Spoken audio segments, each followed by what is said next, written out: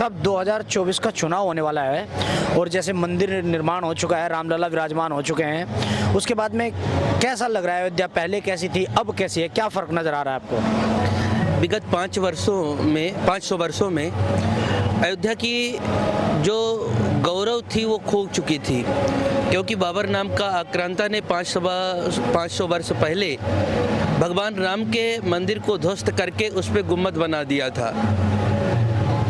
राम भक्तों ने, कारसेवकों ने पहले उस कलंक के ढांचे को बनने में ढहाया और उसके बाद में अब भव्य राम मंदिर का निर्माण हो गया।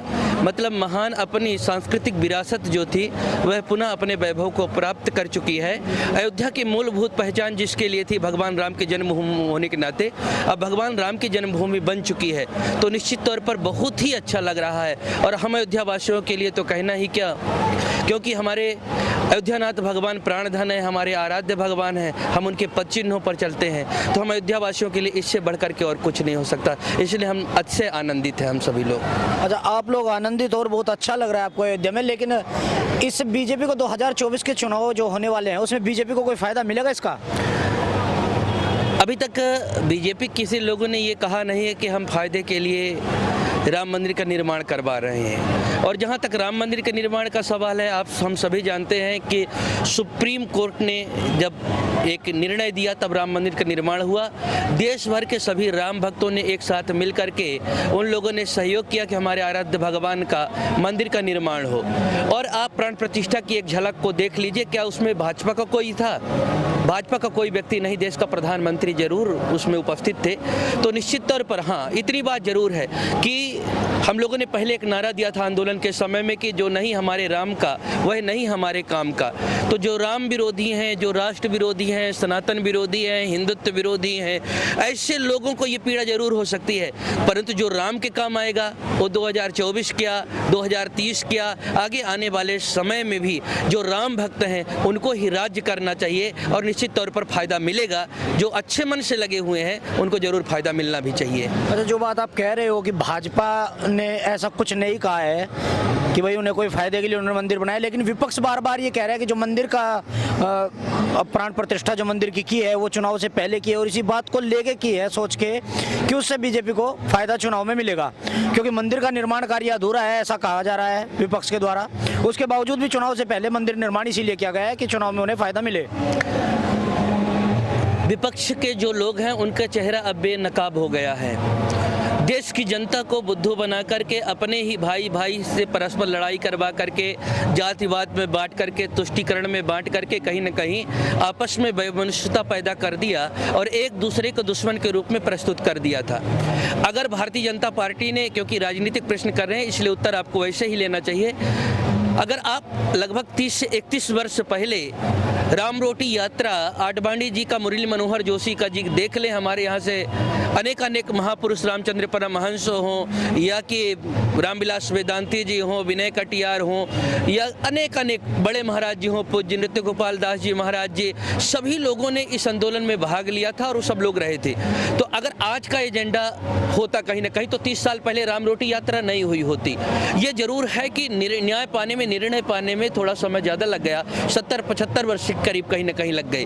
तो जो लोग ये कह रहे हैं, विपक्ष ये कह रहा है कि फायदे के लिए कर रहे हैं, तो ये बात समझ भी नहीं आती। परंतु अगर किया भी होता तो करना भी चाहिए था। ये कड़वा सच है, क्योंकि हम राजनीतिक व्यक्ति नहीं हैं, हमारा देश है, हम राष्ट्रवादी विचारधारा रखते हैं, व्यक्ति वंदना नहीं करते, राष्ट्र वंदना करते हैं। इसलिए हमको ये बात कहने में कोई हिचकिचाहट नहीं होगी कि अगर उनको फायदा जाता है तो जाना चाहिए, क्योंकि कम से कम कहा तो कि हम राम के साथ खड़े हैं। आप अयोध्या में हैं, आप एक बार घूम करके देखिए, अयोध्या क्या यही अयोध्या थी कुछ दिन पहले? कुछ दिन पहले तक इसी अयोध्या में लोग फैजाबाद तक आते थे। अयोध्या को पूरा दुनिया जानती थी, फैजाबाद को नहीं जानता था, फिर भी जिला फैजाबाद लिखा जाता रहा। क्या उन लोगों को समझ में नहीं आता था?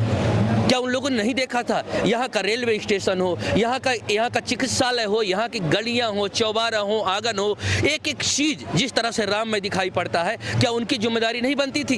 केवल मंदिर का विचार आना था तो उन लोगों ने कहीं तुष्टीकरण की राजनीति किया और न्यू हिल गई है, चेहरे बेनकाब हैं और कहीं कुछ नहीं दिखाई पड़ रहा। इसलिए आरोप प्रत्यारोप का दौर जारी करके देश की जनता को गुमराह करने का, जो भोले भाले लोग हैं, गुमराह करने का काम कर रही है विपक्ष। अच्छा, वैसे तो मैं आपसे राजनीतिक प्रश्न कोई करना नहीं चाहूँगा, लेकिन आप धर्मगुरु हैं तो उसको लेकर मैं आपसे जानना चाहूँगा। जैसे अभी योगी आदित्यनाथ जी का एक बयान आया था कि रामलला मंदिर में आ चुके हैं हमारे नंदी महाराज, प्रतीक्षा क्यों करें। अब नंदी महाराज प्रतीक्षा नहीं करेंगे तो हमारे कन्हैया क्यों चुप बैठेंगे बंसी वाले, ऐसा लेके कुछ बयान आया था। उसके बाद में ओवैसी का बयान आ रहा है कि एक मस्जिद हमने जाने दी, दूसरी हम नहीं जाने देंगे। दरअसल है क्या कि ओवैसी की रोटी उसी से चल रही है, अगर उसको बंद कर देगा तो उसके पास मुद्दा नहीं बचेगा। अब थोड़े दिन इस बात को लेकर के चर्चा में बना रहेगा। फिर अगर दूसरा एक काशी विश्वनाथ तो चला गया, पूंछ बचा है, बाकी पूजा चालू हो गई, आप देख ही रहे हैं सब कुछ। मथुरा में भी कहीं ना कहीं कोर्ट ने, हाई कोर्ट ने उसको संज्ञान में ले ही लिया है। जिस दिन वहाँ भी जांच की प्रक्रिया चालू होगी उस दिन दूध का दूध और पानी का पानी हो जाना है। योगी आदित्यनाथ महाराज जी ने, मुख्यमंत्री बाद में है, सन्यासी वो पहले हैं। और आपको याद होगा तो हम लोग पहली बार नहीं कह रहे हैं, केवल योगी आदित्यनाथ जी की बात मत करिए, पूरे देश के राष्ट्रवादी व्यक्ति की बात मत करिए। विचारधाराएं अलग हो सकती हैं, परंतु अगर अलग से पूछेंगे कैमरा हटा करके तो विभिन्न विभिन्न विपक्ष की पार्टियों में लोग होंगे, उनमें भी राजनीतिक महत्वाकांक्षा को हटा देंगे तो उनके मन में भी काशी विश्वनाथ और मथुरा चल रहा होगा। क्योंकि हमेशा से हम लोगों का नारा रहा अयोध्या तो केवल झांकी है, मथुरा काशी बाकी है, तो हम लोगों ने पहले ये कह करके रखा है। तो जो लोग इस गफलत में पड़े हैं कि एक हो गया छोड़ देंगे, तो अगर प्रेम से 3 दे देते हैं तो हो सकता है लड़ाई थोड़ी कम हो जाए। अगर 3 प्रेम से नहीं मिलता, हर कुछ सुप्रीम कोर्ट से मिलता है, तो किसी कालखंड में किसी आक्रांता के द्वारा, किसी लुटेरा के द्वारा अगर हमारे किसी सांस्कृतिक धरोहर को, मंदिर को तोड़ा गया है, धर्मशाला को तोड़ा गया है, तो कोई बख्शा नहीं जाएगा। ये 21वीं शताब्दी का जो भारत है ये सब कुछ अपना लेकर के रहेगा। अच्छा, जो बात आप कह रहे हो कि काशी मथुरा अभी बाकी है, ये बहुत दिनों से हम सुनते आ रहे हैं। और अभी मैंने सोशल मीडिया पे एक रील देखी थी, आई हुई थी इंस्टाग्राम पे, कि 2 न्याय अगर, जिसमें वो रश्मि रथी में कहते हैं ना भगवान कृष्ण दुर्योधन को कि 2 न्याय अगर तो आधा दो, पर इसमें भी यदि बाधा हो तो दे दो केवल 5 ग्राम। तो वही बात आप कह रहे हो कि हमें 3 मंदिर हमें चाहिए। बाकी ऐसा कह रहे हैं कि भाई मंदिर तो बहुत टूटे हैं, लेकिन हमें 3 चाहिए और 3 हमें सहमति से दे दो। बिल्कुल सही कहते हैं। ये याचना का रश्मि रथी जी का है और उसमें उन्होंने कहा था कि यदि न्याय अगर तो आधा दो, यदि उसमें भी यदि बाधा हो तो दे दो केवल 5 गांव, रखो अपनी धरती तमाम, हम वही खुशी से खाएंगे, परिजन पर अश्रु न उठाएंगे। तो ये उनके लिए चेतावनी है। और ये बात मैं इसलिए कह रहा हूँ, इस बात को संदेश आपके दर्शकों तक जाना चाहिए कि हमारा एक आधा सूत्र पढ़ाया गया था, दिखा दो इस सूत्र को। आधा सूत्र पहले के लोगों को पढ़ाया गया था, गुमराह किया गया था, अहिंसा परमो धर्मा, महात्मा गांधी के द्वारा, कि हमारा अहिंसा परम धर्म है। पर उसके आगे एक पंक्ति छुपा के रखा गया था, उसके आगे की पंक्ति है धर्म हिंसा तथैव च।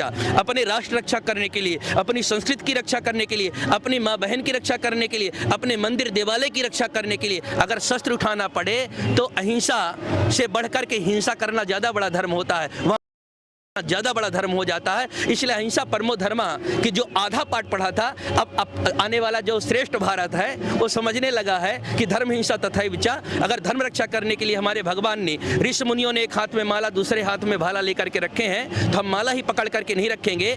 एक गाल पर कोई तमाचा मारेगा तो दूसरा गाल नहीं देंगे, उस हाथ को ही डालेंगे कि दूसरी बार कोई आंख न उठा सके। अब ये भारत है हमारा। अच्छा, आप एक तरफ जो है धर्म की बात करते रहो, अयोध्या में हम हैं और रामचरितमानस में एक चौपाई है, पर हित सरिस धर्म नहीं भाई, पर पीड़ा सम नहीं अदमाई। और दूसरी तरफ देखते हैं कि राहुल गांधी को पीड़ा दी जा रही है, राहुल गांधी से न्याय यात्रा करवाई जा रही है, वो परेशान है, उनकी कोई सुन नहीं रहा है। राहुल गांधी को कौन यातना दे सकता है? वो कोई सामान्य गरीब मजलूम व्यक्ति तो है नहीं। उसके खानदान में अब तक प्रधानमंत्री होते आए हैं। उनकी मम्मी का स्वप्न भी है कि उनको भी प्रधानमंत्री बनना है। तो वो अपने कर्मों के कारण ही दुखी हैं, उनको कोई दुखी करके नहीं रखा है। अपने देश के देशवासियों की आस्था अपने संस्कृति, अपने राष्ट्र के प्रति होना चाहिए।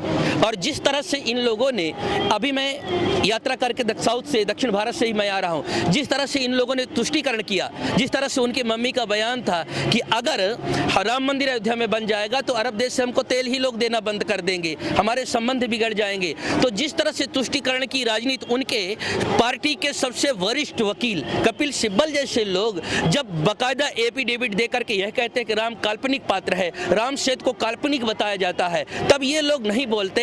तो आप रामायण के चौपाई का आप उदाहरण ले लीजिए कि रहा न को कुल रोबनिहारा, जो राम का विरोध कर लेता है उसके कुल खानदान में कोई रोने वाला नहीं बचता।